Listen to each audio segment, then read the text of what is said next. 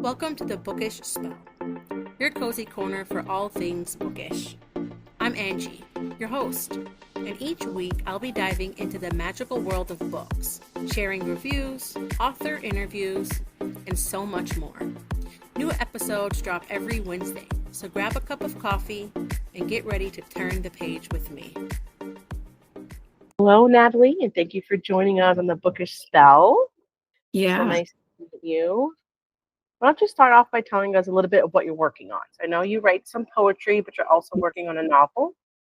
Yeah, so I'm working on a novel. I have not come up with a name yet, but I feel like that's pretty appropriate for like how I like to do things. I really like the title to be really representative of like what the whole story is. And I don't even know what the whole story is yet. So I find that really important. Mm-hmm. Well, that's nice. Yeah. So what inspired you to start writing, and how did your journey begin? I think as far as poetry, I've been actually writing poetry since I was like very young. I was probably still in elementary school, and it's just been something that I've done to like cope with, the things that I'm going through, the emotion I'm going through. And it helps me to get it out, which is mostly what this poetry book is going to focus on. It's really going to focus on the grief that I went through in losing my grandfather in 2023. Yeah. Oh, wow. Just recently. Oh yeah. Yeah. It doesn't even like, it even feels like it feels recent, but like far. Yeah. And that's, but I recognize that as like part of grief too, is like being like, what? How has all this time passed? Yeah, so I've just been writing poetry for a long time. The things that's inspired a lot of the poetry in this book, like I said, is from losing my grandpa. But as far as the book, that I had been kind of, sitting around thinking, not sitting around, but like just kind of I think a lot. I'm in my head a lot. I'm always taking in a ton of information all at once. And so my brain is always trying to like kind of organize it and all of that. So it's like my brain is like never done. Yeah. And so I was having like a kind of deep moment thought about, kind of like our world and the things that the I don't know, like just the way that the world is, and just kind of being disappointed with it and trying to figure out how to kind of funnel those thoughts and organize them. And I think one of the things that I had realized in writing this was that I feel like a lot of us are losing our identity. And we're losing it, not just as adults, but as very young people too. A lot of that is like related to trauma. And so this story is really about significant trauma and healing and finding freedom from power, and trying to make it out of a situation that seems impossible. Okay. Yeah. So what can we expect like with your novel? Do you have an idea what type of genre or theme you're exploring? Yeah. So the novel's going to be like sci-fi, I guess, is how I'd categorize it. Because it's kind of like, it takes place after like a apocalyptic sort of event. Oh, I love that. Yes. But at our specific time in the story, it has already, like, the world has recovered, right? But the characters, again, like they don't really know like that it was that way before, like what it was before, and now they're very controlled in this environment. There is two different kinds of I guess like beings in this, which is the human beings and then the vessel. what I call them. Yes. The vessel kind was seemingly created for servitude, right? So, yeah. Yeah. And so it follows a character. Her name's Adva. I'm still playing around with names too, but that one seems like, yeah, it seems like one I really would like to stick with. But it's really kind of just about her like having an awakening almost, I guess. Yeah. And it takes her a while. I mean, I'm only on chapter 2. She's not there yet. So, but yeah. Yeah, I didn't get a chance to read what you sent me. So Yeah, I think it's so late. Oh, I'll probably try to read it when I get in bed. Was that a full first chapter you sent me? I sent you the chapter 1 and 2. So that way. Oh, I got both chapters? Yes. Yeah. Definitely gonna try to read those in bed tonight. Yes, I would love to hear your opinion on it after you read through it. I will. So what are some of the biggest challenges you may have encountered while working on your novel or even your poetry? I've never written a novel before. So that's I think my biggest challenge right now. Yeah. It's such like I was listening to one of your episodes I think last week. I can't remember who it was that was on, but she was talking about gosh, I wish I could remember the name. It was about a book about finding the light in the darkness. Oh, there's a way with darkness. Yes. Yes. Yes. Yeah, and she wrote that by herself.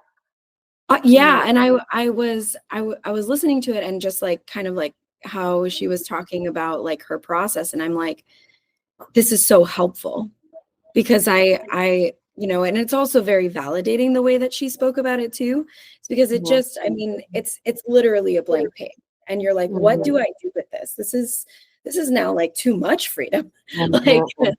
Whereas as the writing a novel is very structured, whereas poetry for me is not so structured. It just comes up and I just write. Right. Yeah, it seems like there's no kind of trigger for it, and it's actually really hard for me to just sit down and write a poem. Yeah. But writing this novel, it's actually easier if I sit down and I really focus on developing the characters and the story itself. That I think is very difficult too, is developing characters, developing, all these different sections of what your novel will be, so that's been the biggest challenge, is organizing all of this and having all the freedom. Do you just figure out as you go? Because I mean, I've been an inspiring writer since the beginning of time. Yeah. But I just never know where to start. And that's essentially why I kind of started this, because I just want to know what are people doing? How do you figure it out? Yes.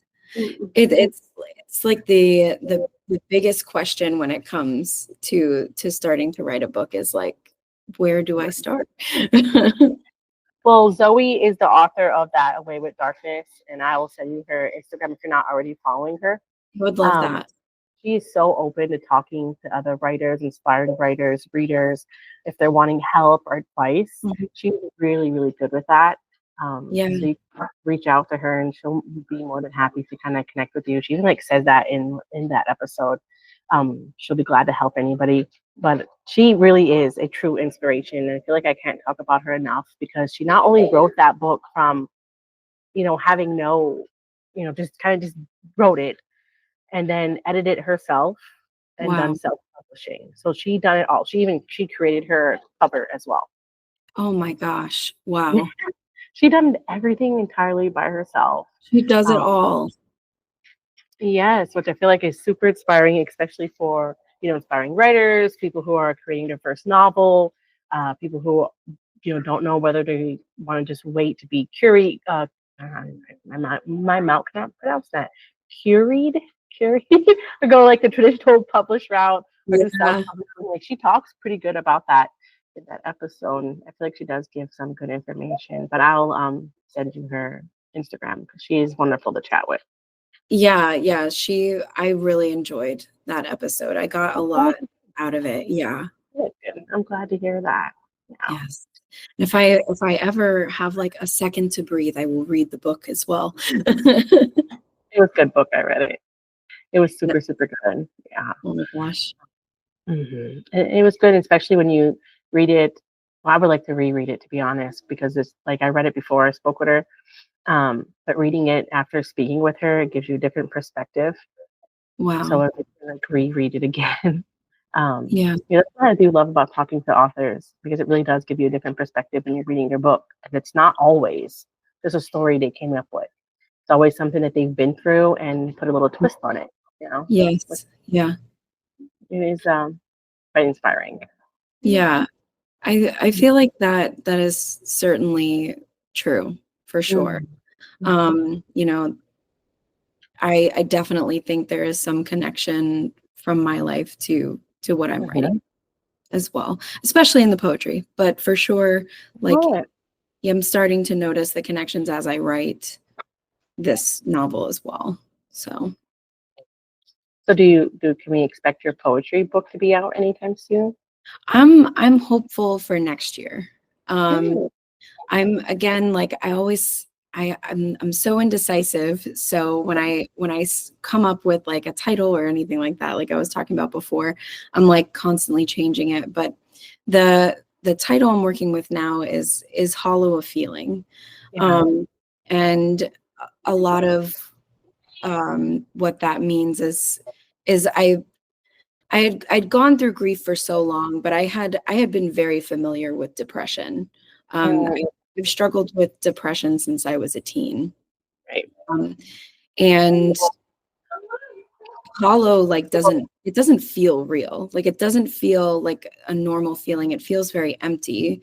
And that's how the world kind of feels. It feels a little better now, but when I lost him, especially like the year of 2023 was so challenging for that. So hopefully in 2025 it will be released. So okay, nice. Yes. We'll look forward to seeing that from you. Yeah. Really do. So when it comes to, maybe checks, have you gotten this far to like character building in your novel? And if you have, what like approach did you use to building your characters? Does any of your characters resemble any people in your life? I am still kind of struggling with that part of it, building the characters. For Adva, she's had quite a bit of, my thought process for now is that I'm slowly building her characteristics and stuff like that, and kind of implementing those into the story as I go. For her, for right now, and I have a journal where I like kind of keep all the character information, and so like I'll write their character name at the top, which has all the scribbles everywhere because it's been renamed so many times. And then I just start by just like writing characteristics. And for her, I especially want to implement a lot of different like mannerisms and stuff like that. Like I really want the reader to like feel with her. And like, and really like get into her world and experience it in a very visceral way. It's beautiful. Yeah. I feel like the character name changing is very normal for writers because you have to look at it from this perspective. You could come up with a million names, like say like someone's having a baby. They could come up with a million names, but they won't know what their name is going to be until they see the baby. Then when you see it, okay, that's their name. So I feel like as you develop your character and as you write, you create that person. Because you have to kind of like write the story, from what I gathered, to build your character. You can't just like, I don't know, this is what I feel would work for me. Like I can't envision myself like, I want this character to be like this, have this characteristics, looks like this, and then I'm gonna build a story around it. Like I feel like I have to build a story and then the character kind of comes along. Yeah. So I feel like a lot of people name their characters way after, because I talk to other people and watch videos of other like well-known authors who, like, when it comes to editing and stuff, like halfway through the book, it's one name, and then they decide to change it. They have to go back and edit it and change it and name, you know. I feel like, at least for me, that's probably how I would implement that.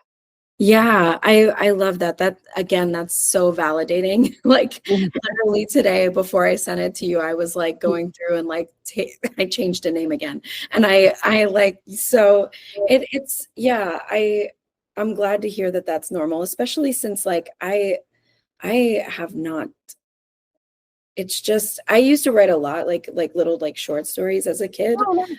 But yeah, but like I never thought that I'd get to this point where I was like really committed to sitting down and writing this, because I think I didn't have a story before. There was nothing I wanted to write about in terms of what was happening in life or relating it to anything else. But this one seems like really special in the way of like it does come from a really personal place of like losing your identity to someone who has power over you, that kind of thing. So,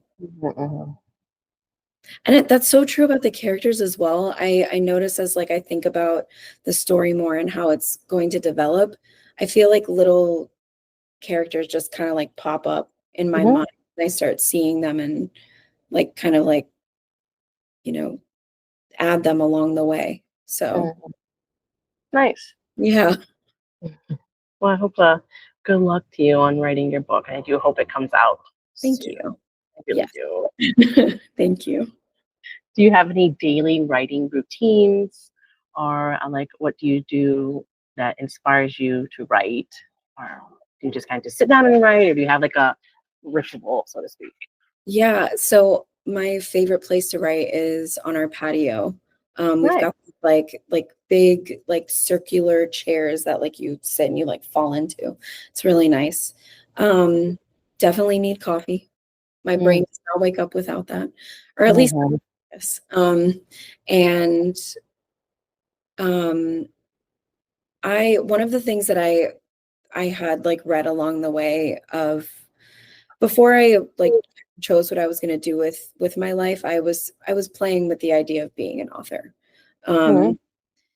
But because of, lots of like negative core beliefs, I was like, there's no way I can do that. So I kind of put that on the back burner.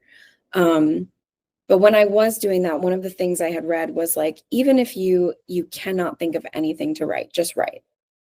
Like just the first person that said that. Wow. Yeah, just keep going. Like even if it's like writing on the paper, I have nothing to write about.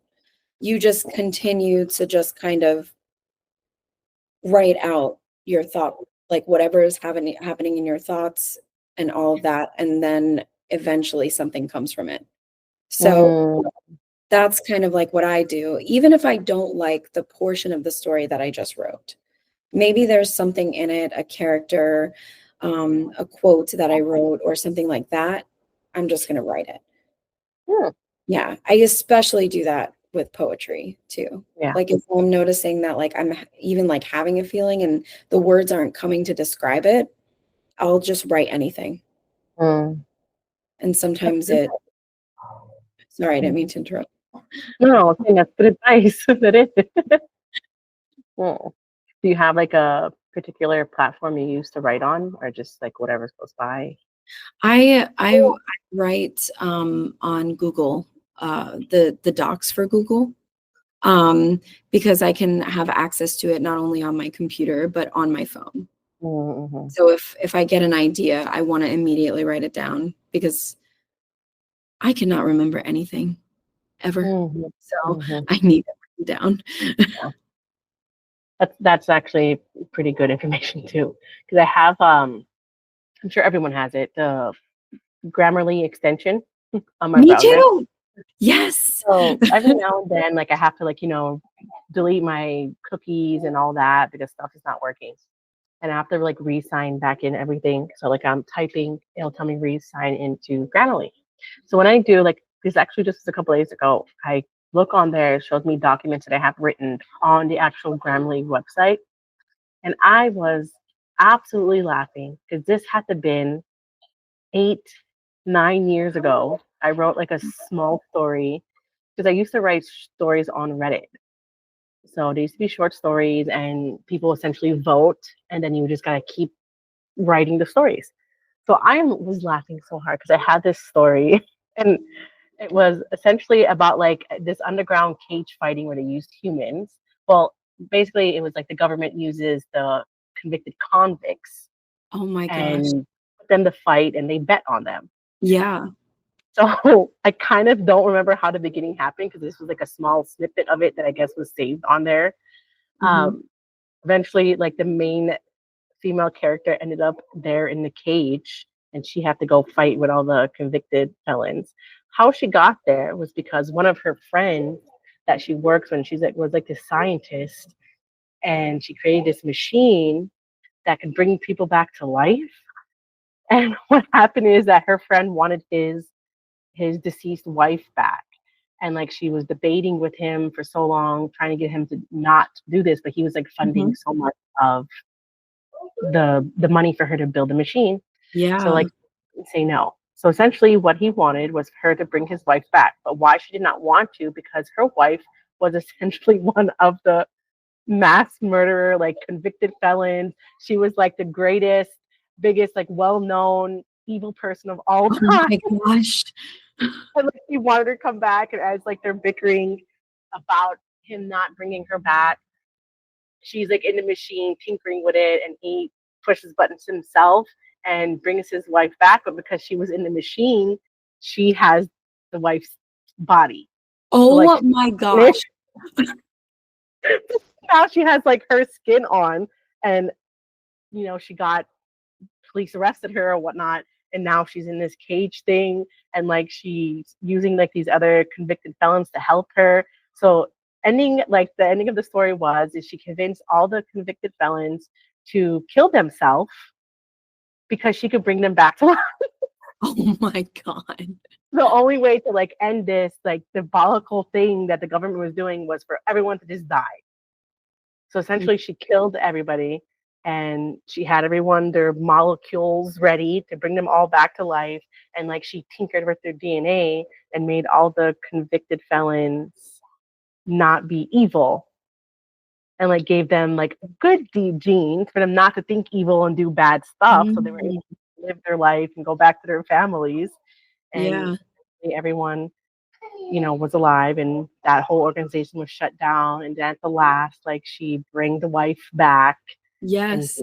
good DNA, and now she wasn't evil and this big, evil genius or whatever she was anymore. And essentially was like she was the side character or the main character, but the main love story was with her friend and his wife, if that makes sense. Like she Yeah. essentially love story. So like she gave them their happily ever after, and she was happy that her machine was working. But I was like, why I'm telling you this, I totally forgot that I written that story until I seen it on Grammarly. I'm like, what is this? And I'm looking at it, I'm like, Oh oh my God. I forgot that I wrote that. my gosh. Grammarly coming through just to help us remember where we've put things. Oh my gosh. No, that was thrilling. I was like, don't end. Let's keep going. Where's book 2? I was like 10 years ago. I was writing like every day, like really like practicing. Yeah. And they say like the more you write, the better you get and the more confidence you have. But I really haven't written much in the last like 4 or 5 years. I feel like my confidence is down to 0. Uh, I think it was to be like that. Right? That sounded like invigorating. As I was reading it, I was like, oh wow, I wrote that. It does. It like boosts your confidence a little. Like at first, like you write something and you're like, I have to walk away from this right now. And then you come back to it and you're like, oh, it hits different now. It's like someone else completely wrote this. And then you're really like, how it goes. yeah. And then you're like, no, I wrote this. What? It was funny. It's definitely nice reading it, and maybe I'll dabble back into that story. I totally forgot about it. Yeah. So is it because like you've noticed that your confidence has been like decreasing, that you have stopped writing so much in the past years. Yeah. Yeah. I think so. Like, I feel like you have to get to a place, and just from my experience, I mean, I feel like I've wrote in books, journals, online, every like blogging, journal, website, app that ever came out, I have used it and I've written. And I always wrote under like a pen name for sure. Yeah. And it was always because, I don't know, like I was embarrassed of friends or family members reading what I'm writing. But now being an adult, I don't have that fear anymore. Now I feel like I do have lack of confidence, but I also feel like it's like lack of time. Because you definitely can't, like, I can't just sit there for 20 minutes and just write, because and once I'm in the zone, like I want to stay in the zone. And once I get out of it, I feel like it's hard to get back to that place. It really is, because when you're in the zone, you can kind of see the whole world. Right. But when you're taken away from that, it kind of, it's like a dream almost, like you're dreaming while you're writing. So the time thing is like for sure one of the biggest struggles. And I think too, to add to that, I feel the same way, by the way, too, about the confidence, like my confidence as well. And I think that's why I've never published anything or even like posted anywhere. I did post on Instagram for my poetry, but I no, that's okay. Here. Aw, how old is she? 3. Oh my gosh. But if I get up and move her, it's just going to be a bigger screaming tantrum. So I'm sorry, go on. No, it's totally fine. But yeah, you're not alone in feeling that way. I feel that way as well. It's scary to like put it out there. It was scary, like messaging you and being like, hey, well, I'm glad you did. I'm glad you did. And I was thinking about that too. Like, you're still in the writing phase. You didn't publish anything. I'm thinking like this would be something really good for you to reflect back on once you publish. Yes. Your book, your poetry, and you're starting to see good feedback from like readers and fans of yours. I feel like that this will be a good like little keepsake in the vault that you can go back to. Yeah, it will be nice to look back. It'll be like what we were talking about before of like, well, that I actually was okay. Like there's, I'm so much worse of myself than I really am. So yeah. And I think that's the problem a lot of writers face. Yes. And I feel like that's the advice a lot of authors give me as well, is to just post it, write it, don't worry so much about what other people think. You're writing it for you.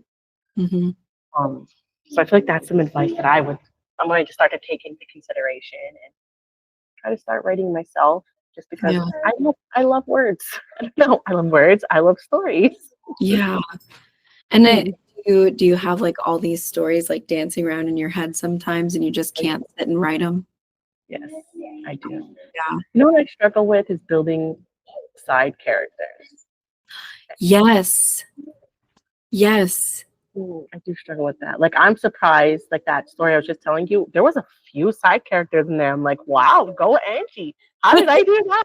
Now today, you read a story from me, it's like, oh, this girl is so self-centered. It's only about her, nobody else. But see, I doubt that now, because you probably thought the same thing then too. And you're like, oh, look at these great side characters as you read it now. It's so funny. So I don't know. Yeah, that is a really hard part of it for sure. There's like only like 4 characters so far in my book, and I'm like, how am I going to handle all of these? That's what I think about too, is like writing it and like, how am I going to remember all of these side characters? But I guess I'm sure you have to have a separate sheet of paper or whatever with them written down. So you don't forget. That is what my journal is for, because I'm like, okay, I can't forget that this person has this color eyes, like they, like always have their finger twirling, what, like that kind of thing. I'm like, I don't want to miss the details. So that's why I do that, because I know I'll forget.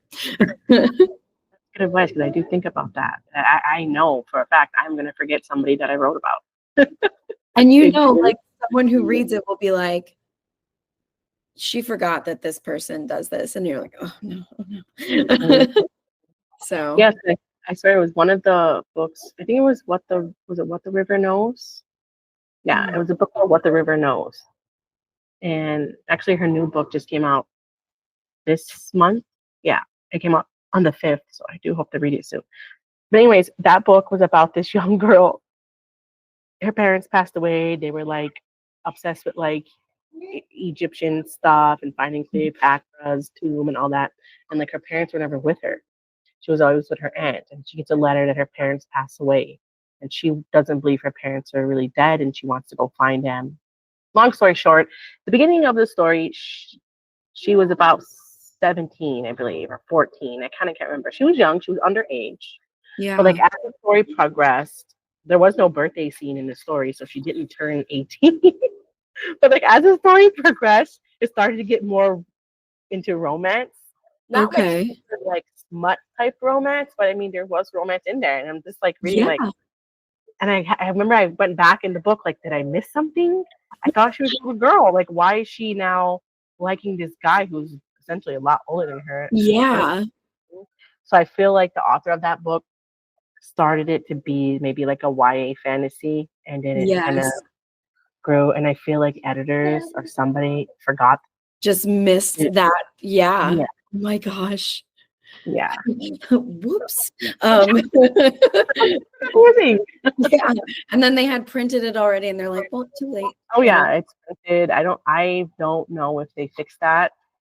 I've never Googled it if any like people caught on to it, which I'm sure someone had to, but I have no idea. I'm sure like that because I got it in a book of the month box. So my God. Yeah. So it was a little weird, but it's still a little strange for sure. Yeah, for sure. A really good story though. You're like, how do I feel about reading this right now? I'm so confused. Like, why? Like the main male guy in the story feels like his energy feels like he's like in his late 20s, and like this girl's a little girl. Like, what's going on?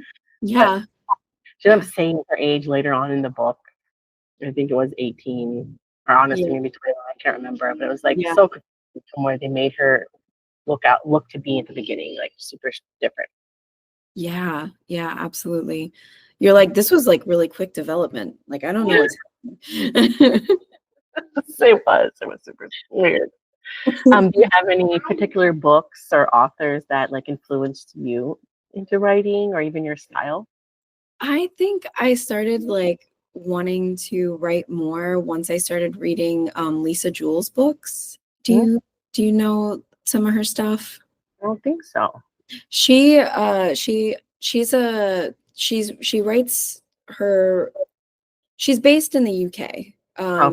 And so I think that is partially a reason, but she's starting to come over here more. She just like, not recently, but she was like doing like signings and stuff in like North Carolina. I wanted to go so bad.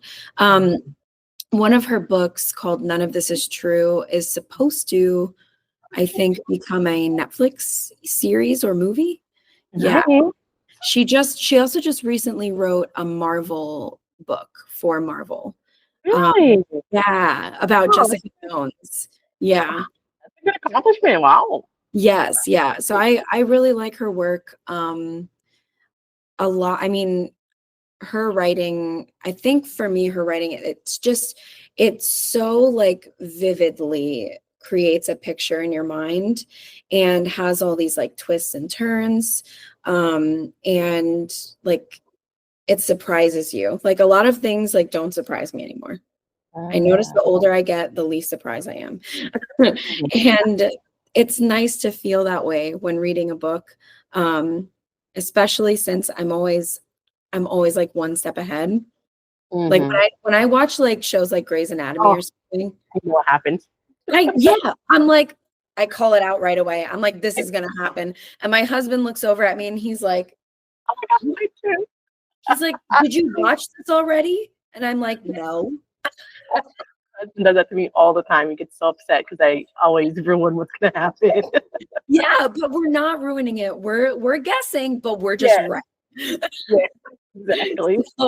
So that's what's so nice about her stuff is it's Really? very it's very like it brings a picture to your brain, your mind, and that's like what I really want for my books. Like that I I just want people to really like envision the same kind of feeling I get from reading one of Lisa's books. She is extremely talented. And then I guess for poetry, one of my favorite poets is of course Rupi Kaur. She wrote Milk and Honey, and her poetry is really powerful with just a small like poem. Like I think one of them was like the world gives you so much pain, and yet here you are making gold or like gold out of it, or here you are. It's just beautiful, and I can't exactly remember the exact poem, but she like gives you so much feeling in just a small amount of words. So I love that for that too. That's kind of what's helped me with my poetry. What type of books do you usually like to read? Like genres? Is that mostly sci-fi? No, actually, like I have never read a sci-fi book, I don't think. Yeah.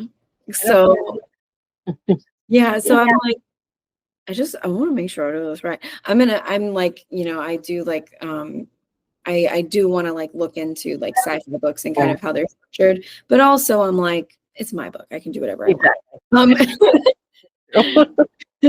But I do love to read fantasy. I also love to read Lisa Jewell's books are like kind of like mystery thrillers kind of thing. It's more so thriller. And then romance, of course. That was like I was always into romance. I love. But I read the series ACOTAR just recently. So good. And of course the Harry Potter books. So yeah. I feel like I've always read fantasy, not even romance. Like just this year I started to read romance. Yeah. I've always read fantasy and YA books really up until last year. Yeah. But now like I feel like I do really love thrillers. Yes. They really are. It's like a whole new thing, a whole new world. Yes. It really is. I strongly recommend her books for sure. I'm gonna look at her. I just recently read The Silent Patient. Have you read that? Oh my gosh, I want to. My husband's actually reading it right now. How is he liking it so far? He loves it. He was like, I was not expecting this to be as good as it was, and he's like pleasantly surprised. So, did he finish it or no? No, not yet. I don't think. Yeah. So he's not here, so you can like talk about it, and he won't. No, I don't want to spoil anything, but read it because that was one of those books where you couldn't predict what was going to happen, at least for me. Oh, my mouth was on the floor. I done the audio book of it. My mouth was on the floor at the ending of the book. I'm like, oh my God, what? Oh, because I'm not gonna lie, I was getting a little bored. Yes. This writer he definitely has a way with writing his endings and the plot twist. Wow. But his stories, I'm sorry, are a little bit boring for me. Yeah, like it was hard, and I probably wouldn't. Maybe reading the book would have been different for me. I don't know. Yeah, Maybe. You don't have to apologize for that though. There's so many different, like everybody likes something different. Which is the reason why I'm recommending you to read this book, because it was one. No matter as like actually want to like not finish the book. Like I wasn't that interested in it. The story was decent, but it just wasn't the best. But that ending makes me talk about the book. Oh my gosh. Like, I would not guess this for the world.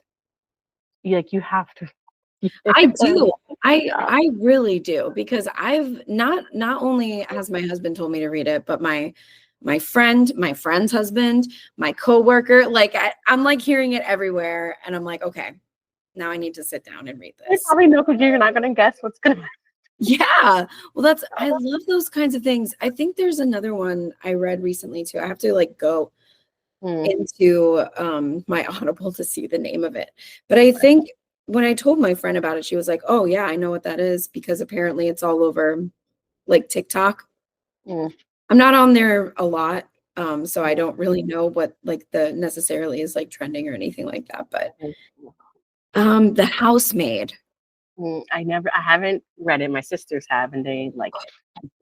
Oh my gosh. Good. It is very much worth it. This is another one where you don't expect what happens at the end. I feel like books do that a lot more for me than like shows or movies. I'm always surprised. I also just read Where Butterflies Wander. Oh, I never heard of that. Huh? Who was the author? I never heard of that one. Suzanne Redfern was very good. And the the audiobook is very good too, because they have different voices for each character, and how the book is written. Yeah, I love that. And how the book is written is like from their perspectives in different chapters. Oh, that's nice. Yeah, it's very good. And it's not one of those twisty turny thrillers, but it's wholesome, and that's why I kind of liked it, for sure. I'll check it out.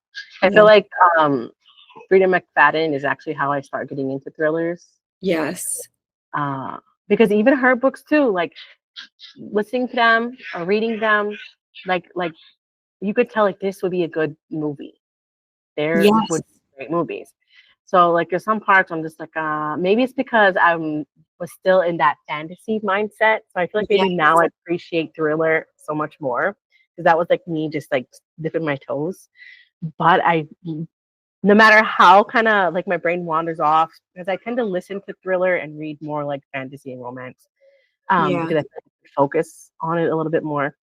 But there's times where like if my brain's wandering off and I'm doing something and then like I'm just not catching my attention. Yes. Never failed. Every time the thriller books, I'm just like, what? Yes. At the end of every one of them. They're so good. So true. Yes. They get me sometimes. I'm like, what is happening here? And then Verity by Colleen Hoover. Have you read that one? Yes. Oh my gosh. That one took me for a ride. I'd done the audiobook in that one, and actually Verity was my first thriller book. And then from there I started with the Frida McFadden. Yes. My sisters recommended it for me, and I read it. I'd done the audiobook. I finished it in one night. I stood up to 6 o'clock in the morning, and like I'm cleaning now. To this point, I'm keeping myself busy, so now I'm like deep cleaning the house because I want an excuse to listen to this book. And like every sound, every noise, like I'm jumping and like I know. Oh. It was so good. Yes, we have we have our full-time jobs, and normally like twice during the week we go and we clean these clinics that I used to work for as like our kind of side job. And so I'll go to one location, especially like on the nights where we have to work in the nighttime. I'll go to one location, he'll go to the other, so we finish a little quicker. I was like listening to that book at one of the clinics, and it's nighttime. And like it has like all windows in this place. So, and you can't see out them because the windows are tinted and it's dark out. And I'm just over here like, oh my gosh, like this is so scary. It was a good one. And I believe they're probably turning that into a movie. Oh my God. Adaptation for Verity, Yes. I'm so excited for that then. Yeah. And I believe The Housemaid too is supposed to be a Netflix series, maybe. Oh, cool. Yeah. This is great. Like I mean, they definitely they have great stories. Like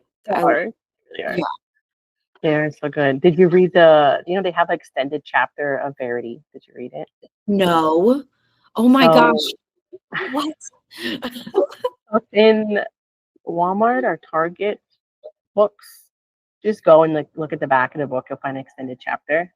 Oh my gosh. You have to read it. I believe it's like some people post it on like Reddit and stuff. But you have to read it. God. It shifts your whole entire perspective of the story. Cow. I love the chapter. Oh, that is so cool. I cannot wait to go do that. I'm literally just gonna go and just like stand in the aisle and be like, read it. Yes, it's a small little chapter, but it really does shift your whole perspective. Yes. I don't know how you feel about this, but I love like some like I even like read like fan fiction and stuff like that because I love all the different like kind of different stories like people can come up with their writing. So have you heard of Manacled? I have not read it, but I have it in my Kindle. It is very, very good. If you get the chance, you should read it. It was because I loved The Handmaid's Tale when I heard like that this was like really like an adaptation. Yeah. Wow. And yeah, it's very interesting. And it was again another one where it makes you like feel with them. That's like one of my favorite part about a book is like when you can be so into the story that you're experiencing this roller coaster with them. That's certainly one of them too. I'm gonna have to get to that soon. I've been wanting to, I just never had the time and I always forget about it. They also have on Spotify, someone created a whole playlist of Manacled where somebody done an audio version of it and you can listen to it on Spotify. Oh my gosh. If you just type on and you can listen to all for free because it's not an audio book. Someone just published it on Spotify and made this playlist. Wow. Like Manacled playlist, you'll find it on Spotify. I remember it was like somebody posted, I want to say that Fantasy Fangirls podcast. I don't remember one of them, but I haven't listened to it. I'm like, wow. I want to, but yes. Yeah, it's very long. Like that's the other thing too. Probably why. Yeah. It does a lot of pages. They're making that she's making that into a whole story. I cannot wait. Yeah. But it's gonna be different. So that's why like everyone was freaking out. I hurried up and saved Manacled. At one point they're gonna take it off. Yes. Yeah. Internet. It's like everyone was freaking out, and I remember everyone on Instagram was posting the links like, "Go download it now before it's gone." So I'm like, I had to get on this. I'm having FOMO, so I go and download it. You're like, I gotta get this. Go, go, go. Yeah, I didn't know this just by doing a little research. When people write fan fiction and their work gets noticed, it has to be totally, totally different. Wow. So the story, the characters are going to be different. Obviously, the title is going to be different. Yeah. So it's likely going to be a different story entirely. This was just a way of I guess publishers who've seen her work. Wow. It's going to be that book coming out, but apparently the story could be totally different. Because did you know that Twilight was fan fiction? Yes. I did read that. Oh, you read the fan fiction? No, I mean, I read about it being a fan fiction. Yeah. It's fan fiction of 50 Shades of Grey. Yes. Oh my God. Yeah, and then we make it into a young adult book. No, I had no idea, but that's how I stumbled upon it, just randomly searching Manacled and then just brain wandered other directions, and that's how I found out. But look how big of a transition from 50 Shades of Grey to Twilight that we know today is totally different. So, oh my God, I don't even know what Manacled is going to be. Yeah, I'm so interested to see what they develop this story into. It's gonna be really cool. I need to read it. Me and my sister always talk about it, but I guess because it is so large, I might try to do the audio book of it. My problem is it's down for a very long period of time. That's what I run into all the time when I try and just read a physical book. I'm if I'm sitting, I'm either working or I'm relaxing. Yeah. like, yeah, my job like comes with a lot of documentation. Like I have to constantly be writing notes and, updating treatment plans and stuff like that. So when I'm sitting, I'm like on my computer doing that kind of stuff, or like doing my poetry or doing like trying to write this book. But it's like, I can't sit down anymore and read books. I mean, I have so many, like, so it's like, I would like to, but now I'm just like, well, I'm not going to buy anymore. I'm only going to do them on Audible for now. Put myself in timeout for buying books because I buy a ton of them. I did that at the beginning of this year. So I actually have bought 0 physical books this year.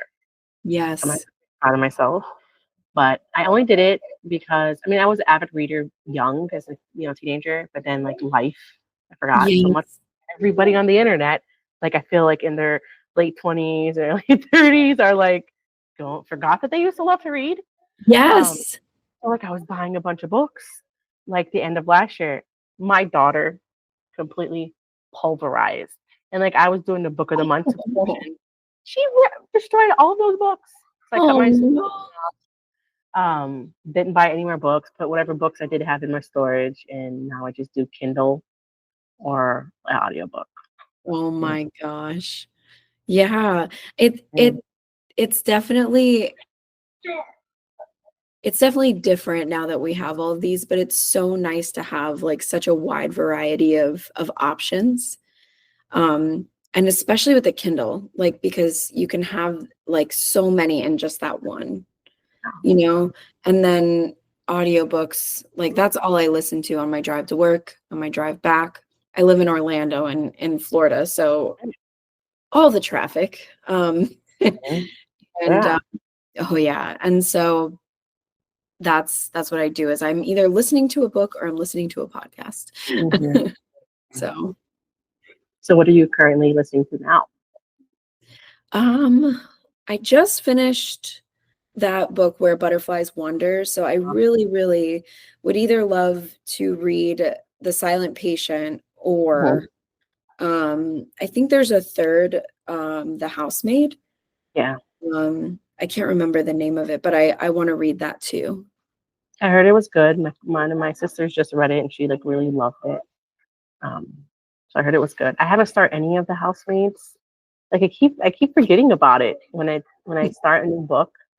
And I'm like the type of person that when I start a new book, it's always like on the fly. It's never like, oh, I'm gonna read this and this and this, and then actually do it. It's always like once I finish a book, like, okay, I'm gonna read this one now, even though I had like 20 books I wanted to read like 4 months ago. So I'm terrible. It's like that. I don't know. It's like when you buy all of them, it's like you just have them there. And it's like, if you get another one, it's like that dopamine. It's like, oh, but this one, like it makes me feel excited and happy.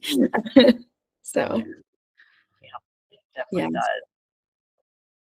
All right, friend. So I do have a few questions for you that are non-book related before I let you go. We've been talking for a while. What are some things that you're really passionate about outside of writing? I love photography. I do that as well on the side. Yeah. I'm still building my portfolio for it. But I have a photography like Instagram and even on the one I messaged through you, I post some stuff there. But that is definitely something I love to do. I really, so far I've done like a newborn photo shoot, couples. Nice. Yeah. It's really fun. It means a lot to me to be able to do stuff. Oh, nice. Are you a morning person or a night owl? Night owl for sure. Yeah. Oh yeah, very late.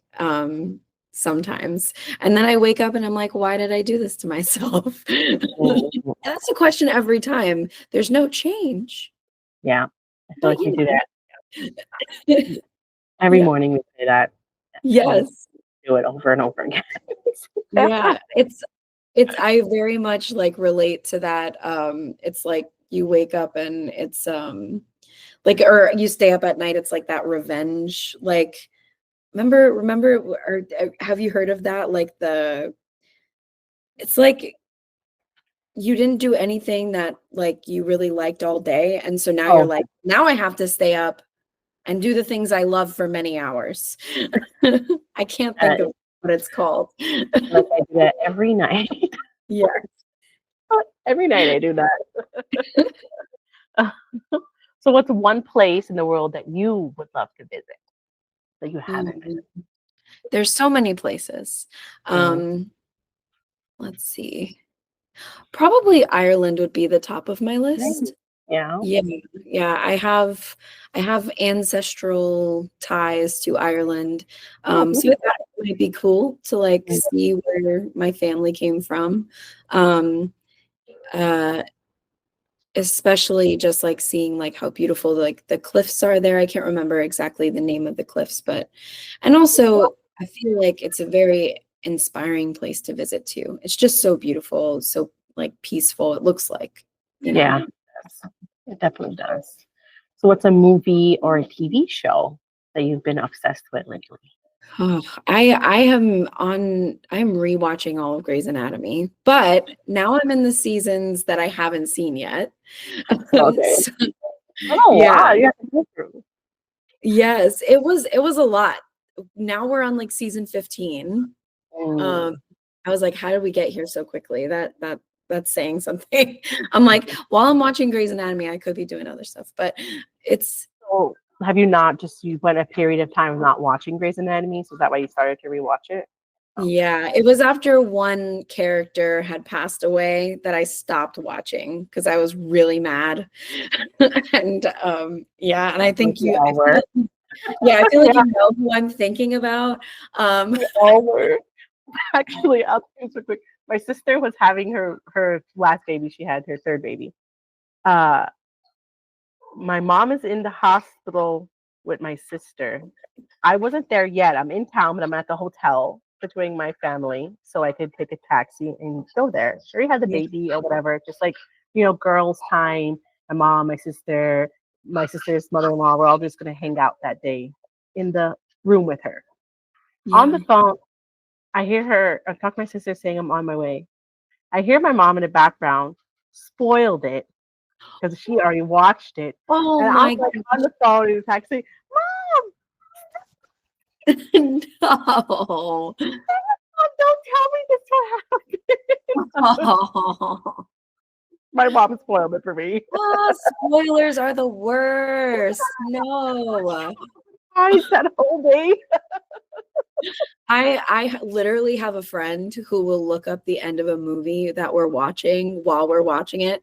And I'm like, if you tell me right now, because she has before, but now I've set the boundary. She doesn't anymore. But she did once, like only once. And I think it was but it's just a joke that we have now, and it really is hilarious. Well, you and your friend need to read The Spoiler by L.E. Todd. She was actually the first person I'd done my episode of the podcast with. She's first. My gosh. That's exactly what her book is about. I'm writing this down right now. I'm literally writing it down. It was such a cute story, but that's funny. Like, oh my gosh. Reading the story, and even have to ask her in an episode, like, how did you come up with this? Yeah. About someone who's spoiling movies for somebody else.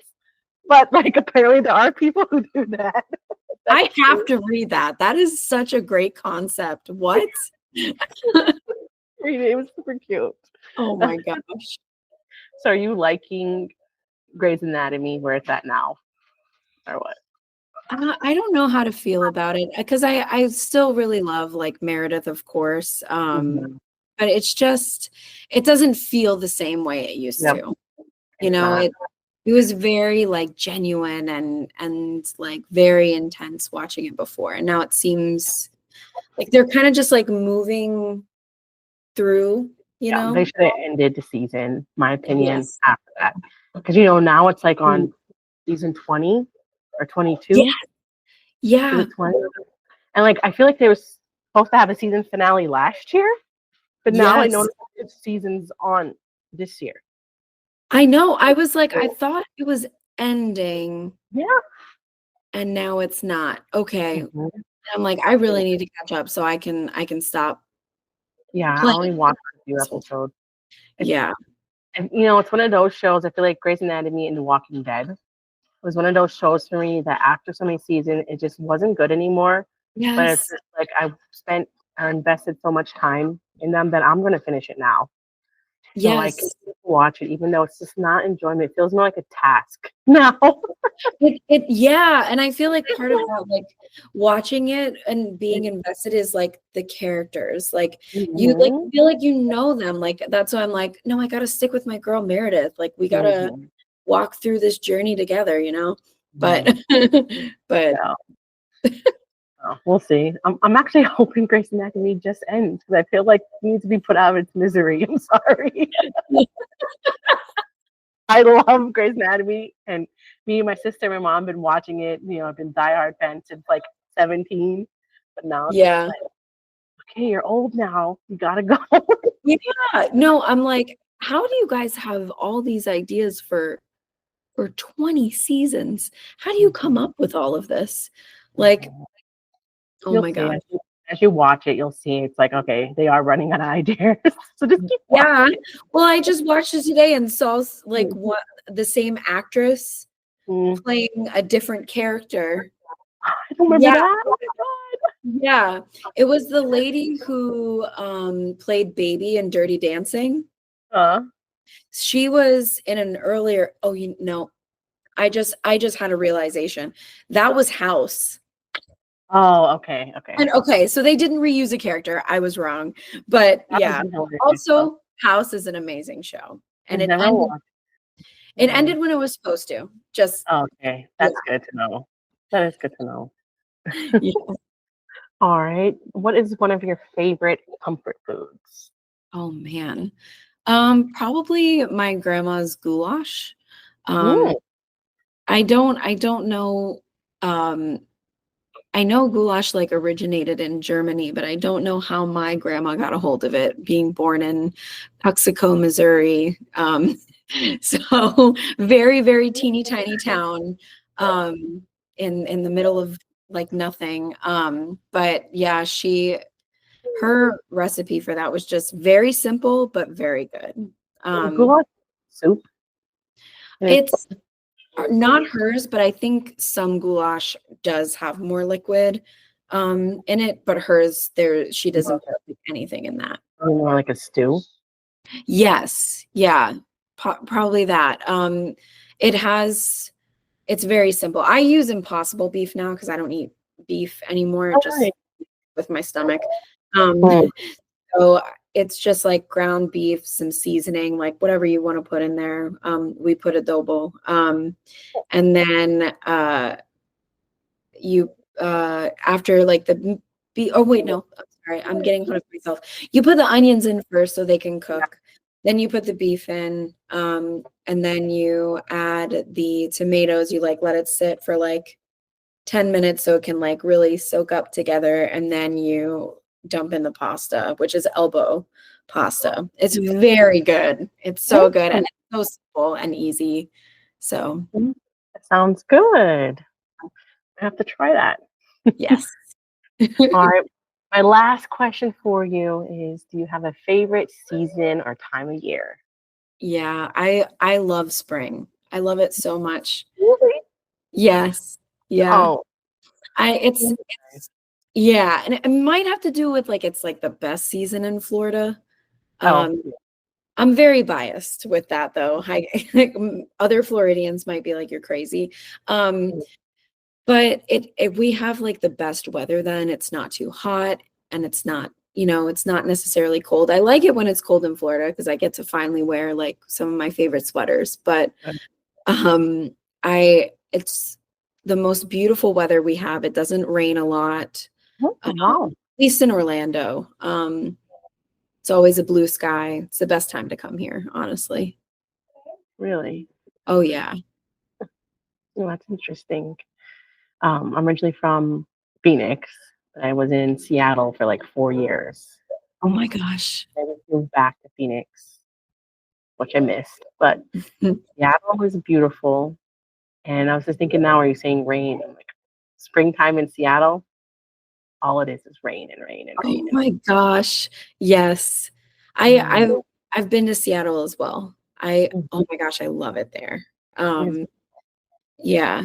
And when you lived there, did you go to Mount Rainier? I didn't go to it. I passed by it. Oh yeah. I mean, it's so huge. You can see it from like any. So I passed by it, pretty not super close, but close enough where we've seen a lot of the mountain. You see a pretty good view when you go to Leavenworth, which is like a German town. Oh my gosh. You look like you're in a freaking snow globe. That's beautiful. Like you go to this little small, tiny little town, and you literally feel like you stepped into a different country.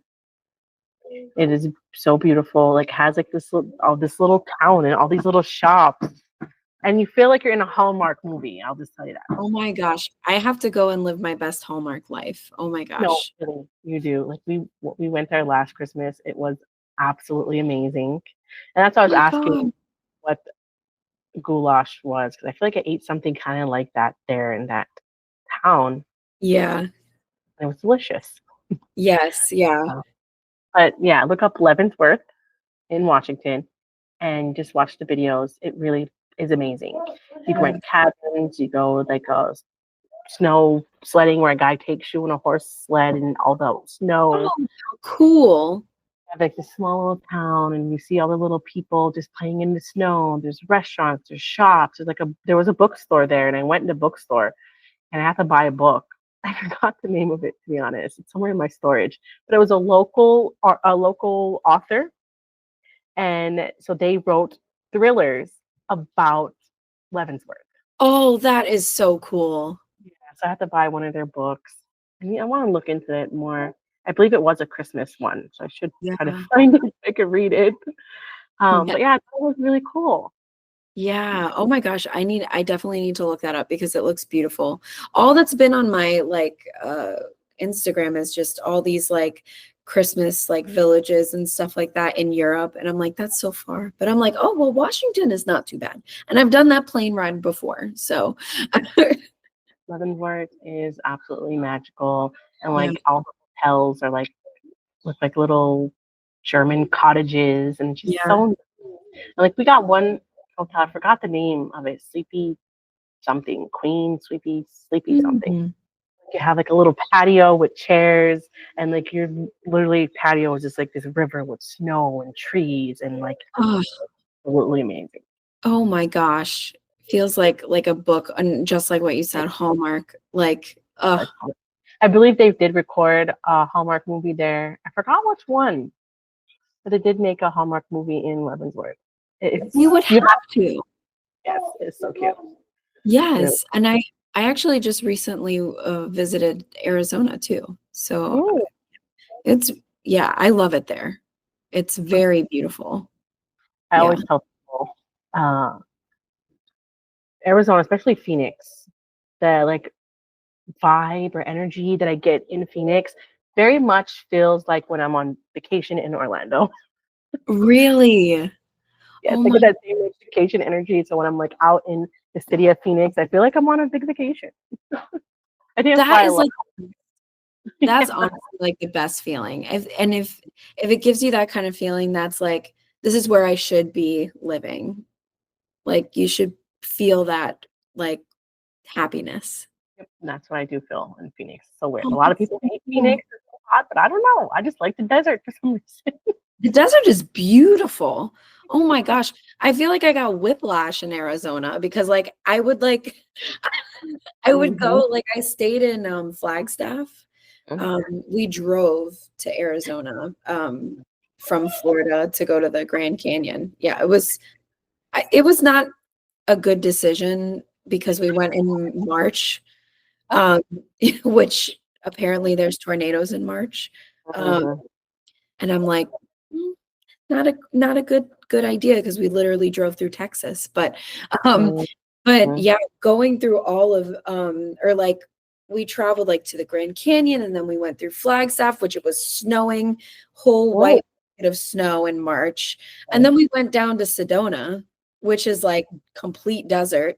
We were like, what is happening? There's so many different seasons here. It was so cool. It's so strange. Like it's a full on desert heat. But the town is Wickenburg. It's a small little cowboy town, which looks like this town too. Looks like it should be in a movie. It's like super small. And everything's like Western, all like main streets, like Western cowboy bars.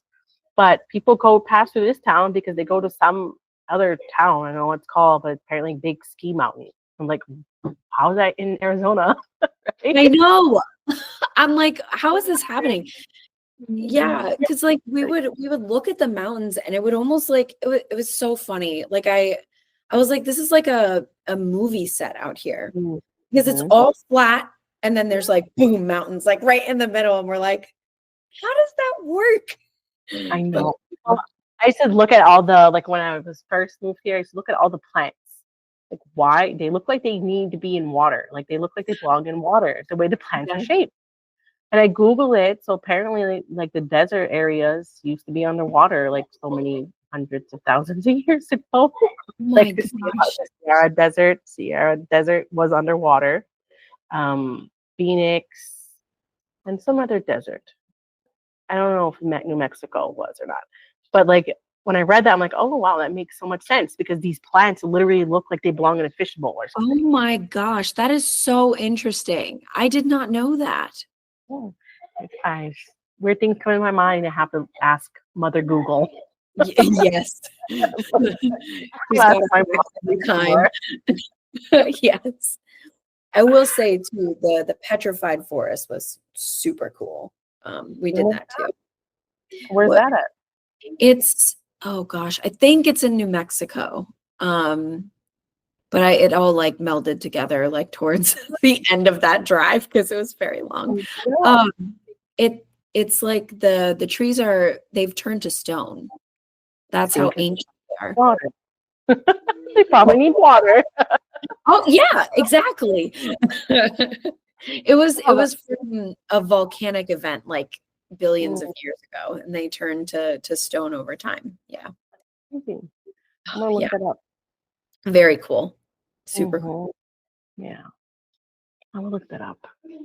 Well, Nathelee, it was an absolute pleasure talking with you. I actually had a blast. So I do hope I get to chat with you soon, and I do hope we get to see your work on the shelf soon. I hope so too. I've been dreaming of this for a while. It'll happen. Just keep at it. Yes. All right. Well, you enjoy the rest of your night. Thank you. You too. It was so good talking to you. Bye. Bye.